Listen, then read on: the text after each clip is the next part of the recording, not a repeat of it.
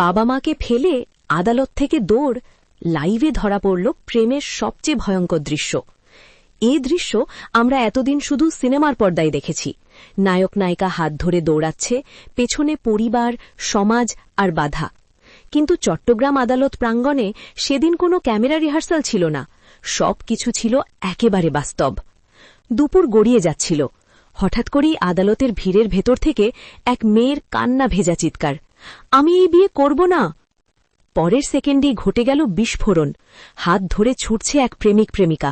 মেয়েটার চোখে ভয়, কিন্তু পায়ে থামার নাম নেই। ছেলেটার কণ্ঠে শুধু একটাই কথা, ভয় পাইও না, আমি আছি। পেছনে বাবা গলা ফাটিয়ে চেঁচাচ্ছেন, এই দৌড়ের পর আর বাবা ডাকিস না। মা বসে পড়েছেন আদালতের সিঁড়িতে, চোখের পানি আর থামছে না।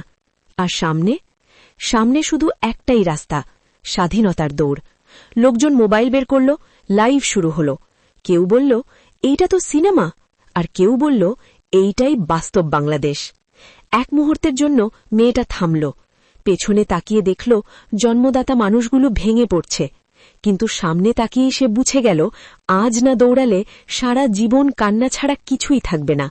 আদালতের গেট পার হতেই চারদিক গমগম করছে। কেউ থামাতে এগিয়ে এলো না, কারণ সবাই বুঝে গিয়েছিল এটা প্রেম না, এটা বাঁচার লড়াই। একটা রিকশা, একটা সিদ্ধান্ত, আর একটা মুহূর্ত যা পুরো জীবন বদলে দেয়। রিকশাটা চলতে শুরু করল, পেছনে পড়ে রইল বাবা মার ভাঙা আশা, সমাজের ফিসফাস আর আদালতের কঠিন দেয়াল।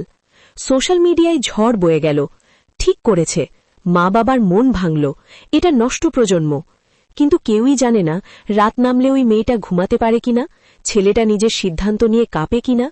একটাই সত্য, সেদিন চট্টগ্রাম আদালতে আইন হেরেছিল আর ভালোবাসা দৌড়ে জিতেছিল। এই ভিডিও শুধু ঘটনা নয়, এই ভিডিও একটা প্রশ্ন, ভালোবাসা কি অপরাধ? নিজের জীবন বেছে নেওয়া কি পাপ?